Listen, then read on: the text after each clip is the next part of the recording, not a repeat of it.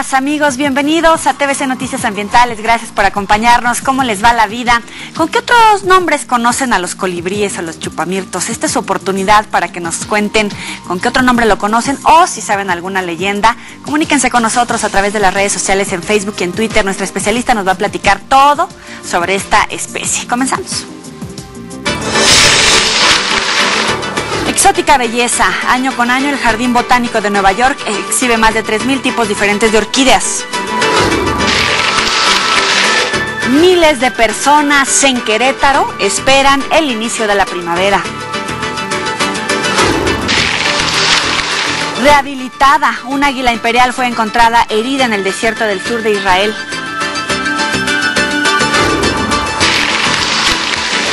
Reacción animal. Investigadores colocaron un espejo y una cámara oculta en África. Batbot. Científicos diseñan un robot murciélago para uso humano.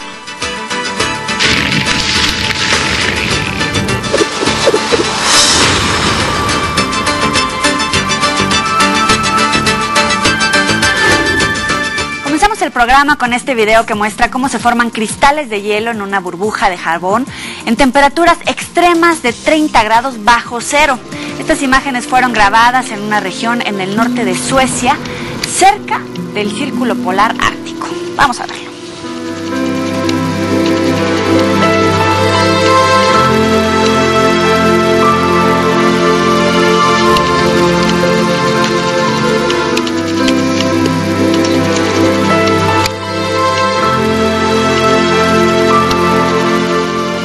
Tenemos en el estudio a María del Coro Arismendi Arriaga, académica de la Facultad de Estudios Superiores Iztacala. Muchas gracias por estar aquí con nosotros, bienvenida. Muchas gracias por invitarme. Algunos lo conocemos como chupamirtos, pero seguramente hay otros nombres.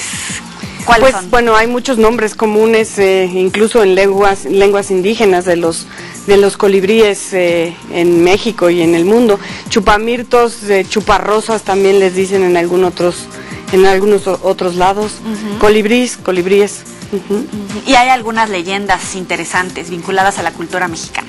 Sí, claro, los colibríes son animales que le gustan mucho a la gente, que siempre en todas las culturas mesoamericanas, no nada más mexicanas, están muy presentes en las leyendas, en los mitos. En México, pues, se les ha asociado principalmente a dos cosas. Una es a la guerra, ¿no? ¿Por qué la guerra? Pues lo que pasa es que los colibríes son animales muy territoriales que siempre están peleando por su alimento. Entonces, yo supongo que por eso se les ha asociado mucho a la guerra. Los dioses, Huitzilopochtli, por ejemplo, significa colibrí zurdo o colibrí izquierdo, y en su manto tiene un colibrí siempre dibujado. Está bueno. También se les ha asociado en otras culturas mesoamericanas y mexicanas también a la diosa de la fertilidad.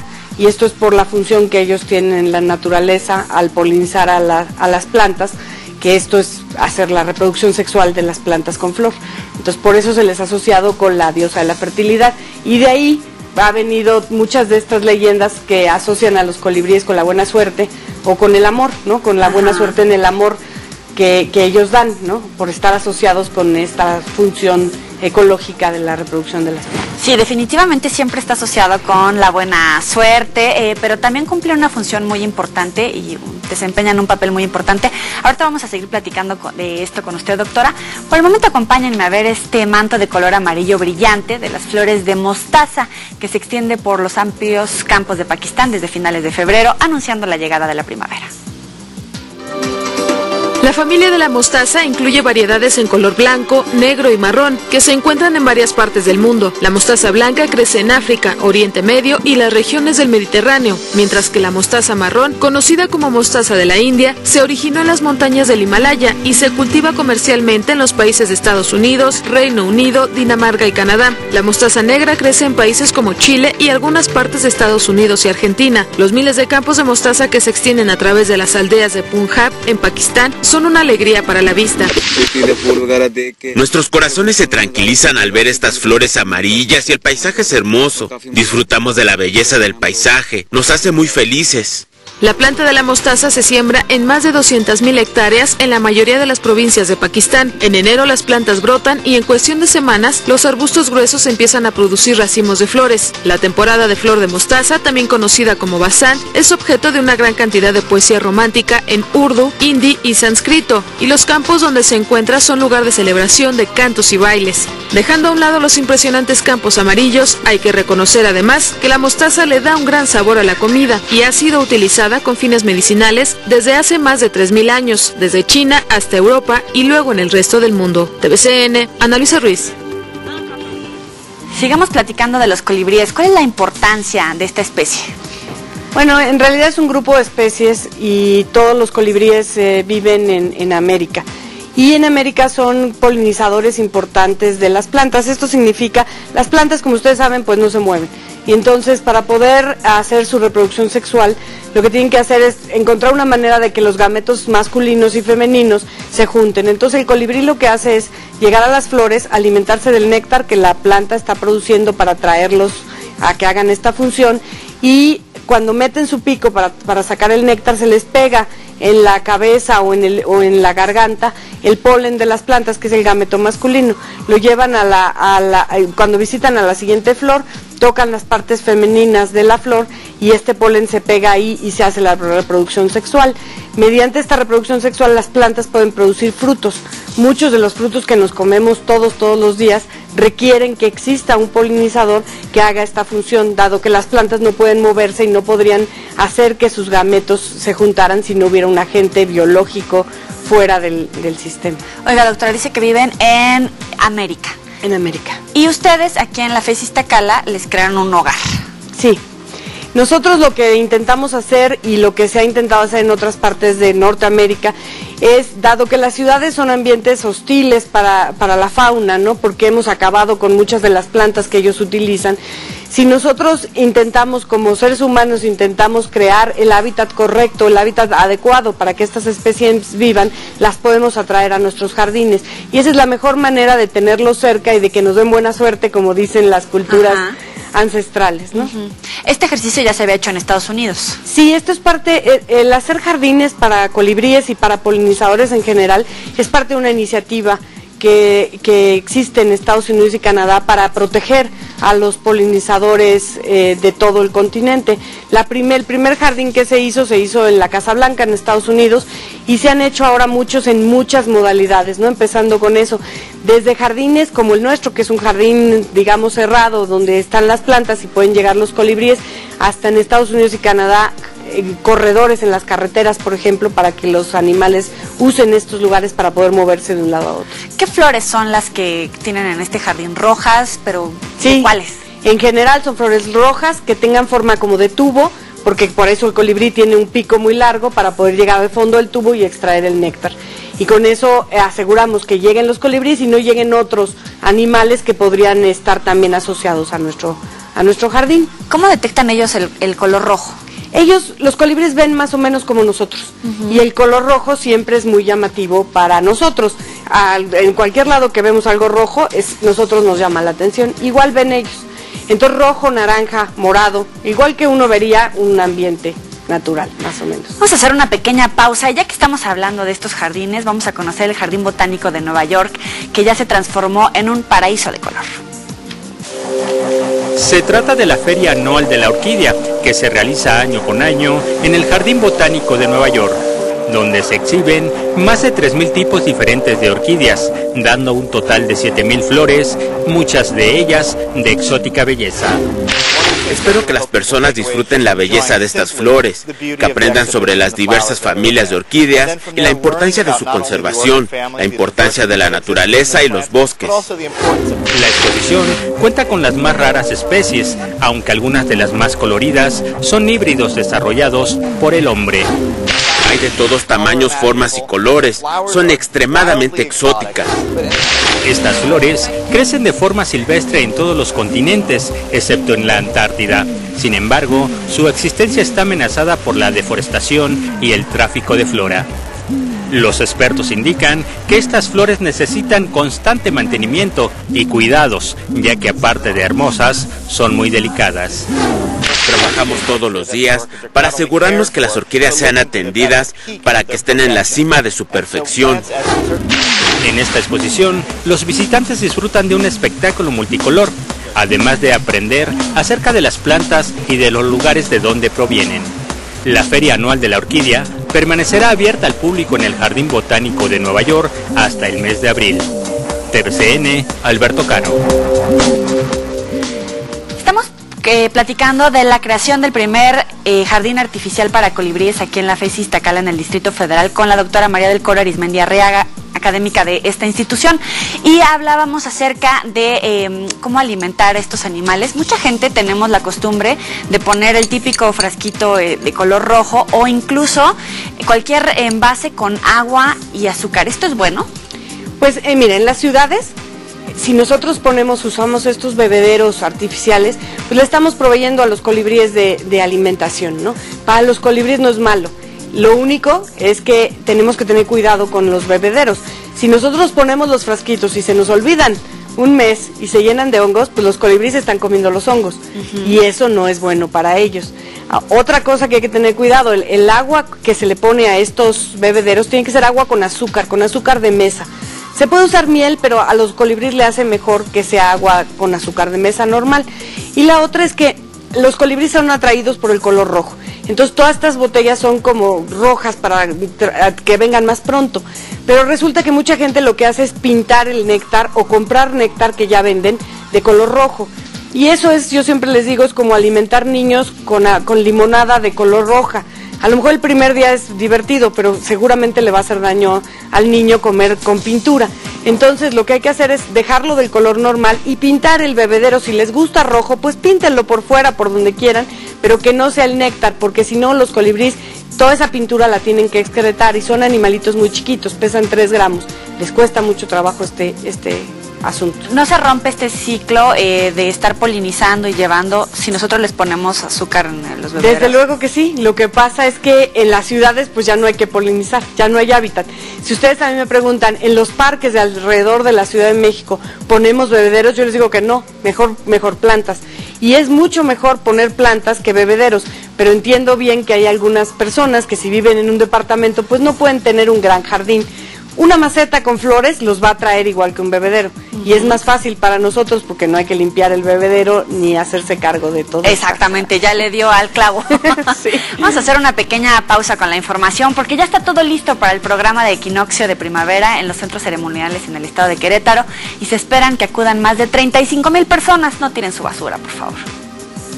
El secretario de Turismo en el Estado, Mauricio Salmón Franz, informó que todo está listo para los festejos que habrán de llevarse a cabo los días 20 y 21 de marzo con motivo del equinoccio de primavera en los 2 centros ceremoniales con los que cuenta el Estado. Dijo que en el caso de la Peña de Bernal se espera la asistencia de 20,000 personas y una cantidad similar en la pirámide del Pueblito en el municipio de Corregidora. Para el evento del equinoccio de primavera se esperan más o menos unas 20,000 personas en Bernal. Más o menos sobre 20,000, un poquito menos en la pirámide del Pueblito. Me dice que ya todo está listo. Todo está listo, ya están todos la coordinación con las autoridades de seguridad para recibir a la gente.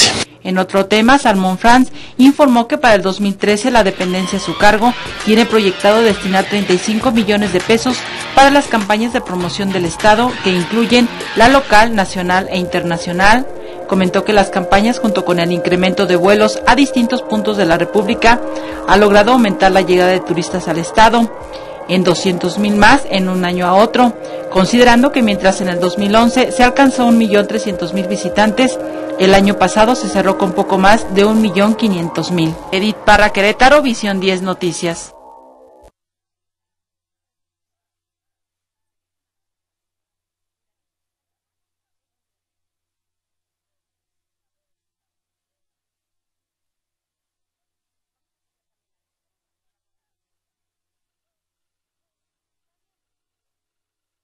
Ni modo.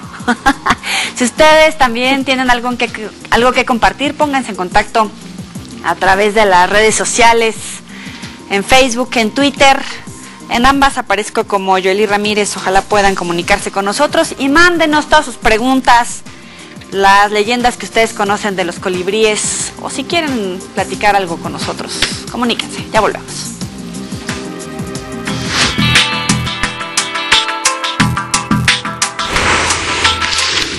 A continuación, el ave de rapiña llegó con una ala fracturada causada aparentemente por disparos o electrocución. Leopardos salvajes se acercan cautelosos frente a un espejo. Y científicos aseguran que están muy lejos de las capacidades de un murciélago.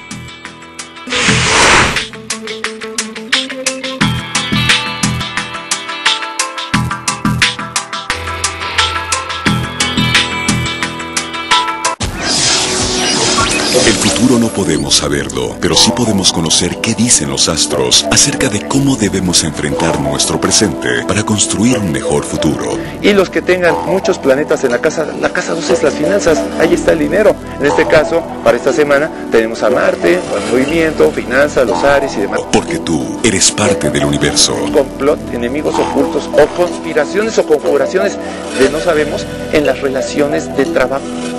Acércate a él, Las 12 Casas, con Víctor Segarra, lunes a viernes 11 horas y su repetición a las 20 horas. Todas las emociones, TVC, se siente. Cada ciudad, cada calle y cada rincón tiene su particular tema musical.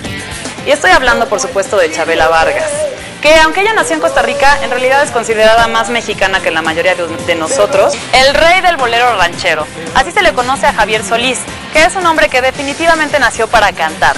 Pero nunca subestimen el poder de Justin Bieber, porque superó a Paul McCartney llenando el Zócalo con 210,000 personas. Descubre este mágico mundo de la mano de Edurne.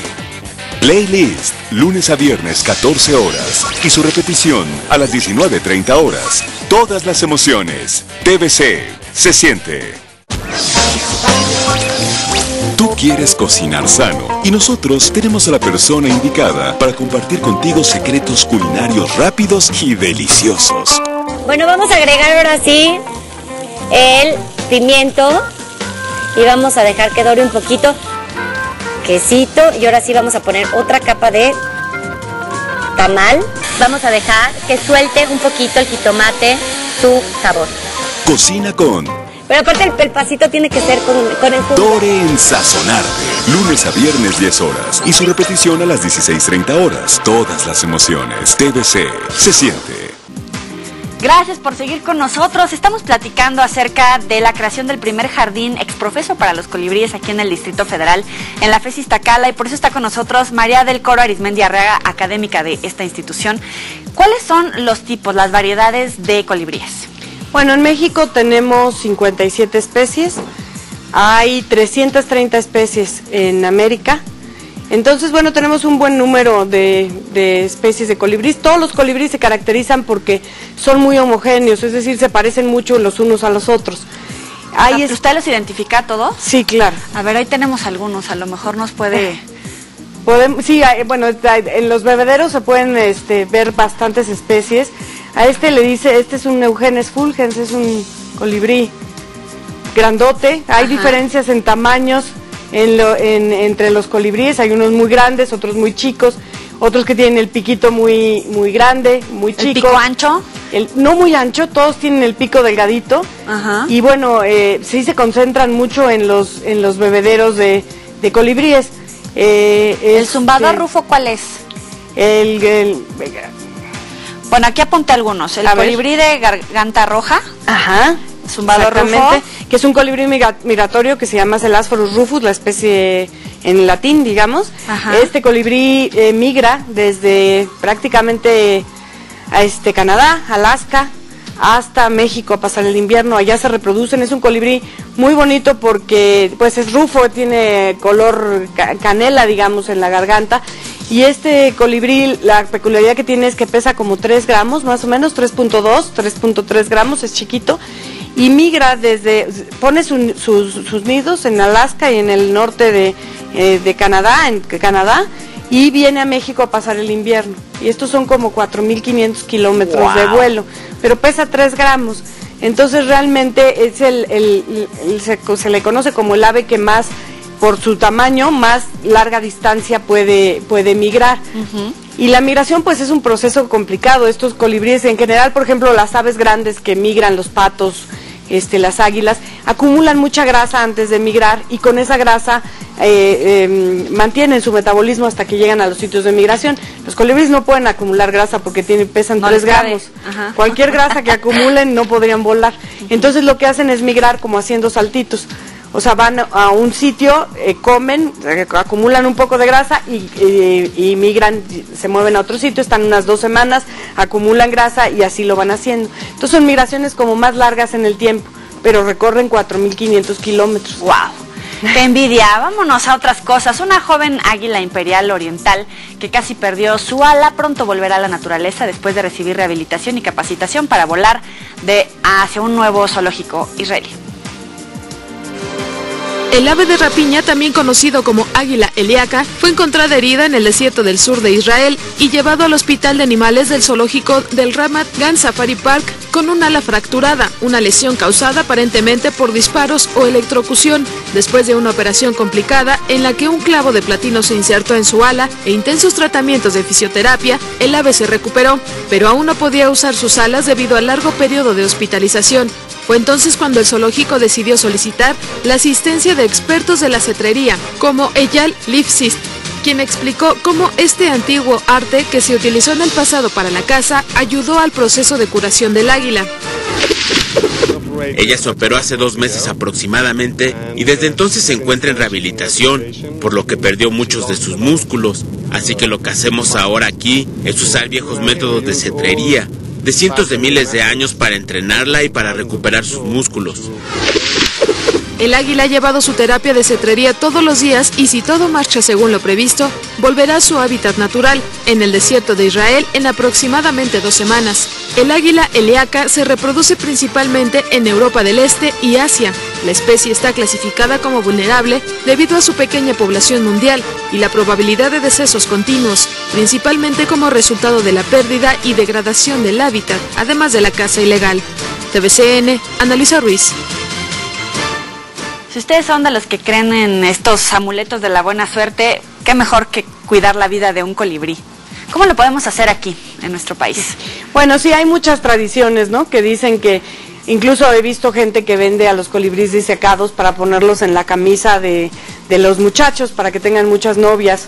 Pero todo eso no lo crean tanto, es mejor tenerlos vivos y de atraerlos a nuestros jardines, darles de comer para que nos den buena suerte. En realidad tener un colibrí muerto pues ya no puede traerle a uno romántico mucho y no es muy romántico. En cambio, si uno tiene unas flores en su jardín o un bebedero en su ventana, si uno vive en una ciudad y llega un colibrí, eso puede ser mucho más benéfico para la suerte, para el amor y para el buen humor que pueda tener las personas viendo estas magníficas criaturas visitando las flores, ¿no? Y haciendo tantos servicios a la naturaleza. Ahora, ¿cuáles son las especies que están amenazadas o en peligro de extinción dentro de los colibríes? Los colibríes en general tienen pocos depredadores y no son especies que estén muy amenazadas.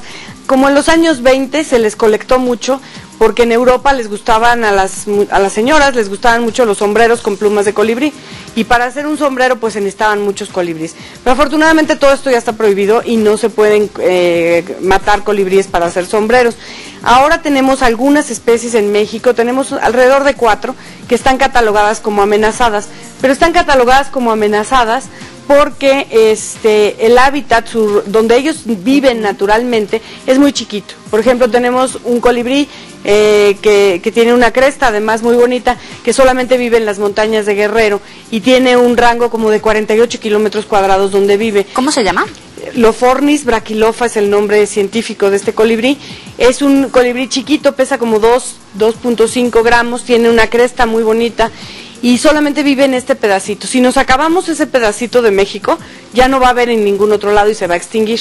Entonces, los de Jalisco, Durango. También tenemos otra especie en Jalisco que se llama Tilmatura duponti, que está muy chiquita, que tiene una distribución pequeña.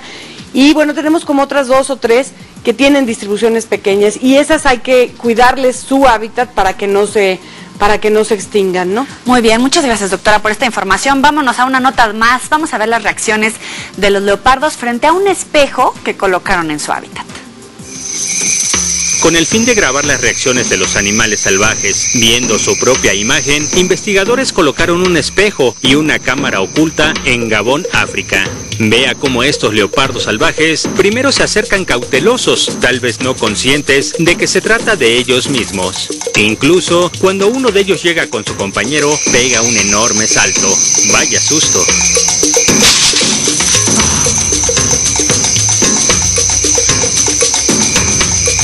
Luego, cuando comprueban que las presencias no son amenazadoras, comienzan a jugar con sus imágenes reflejadas. La curiosidad de los felinos los lleva a pasar por debajo y por encima del espejo, quizá tratando de averiguar qué hay del otro lado y qué es lo que les muestra este pedazo de vidrio. Es impresionante ver a estos dos feroces animales jugando como si se tratara de dos gatitos, luciendo sus mejores poses. TVCN, Alberto Cano.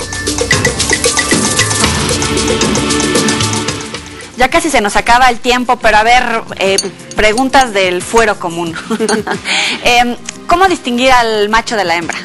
Bueno, en los colibríes y en casi todas las aves, los machos son mucho más coloridos que las hembras. Su plumaje tiene más colores que el de las hembras. Las hembras son más pardas, digamos, ¿no?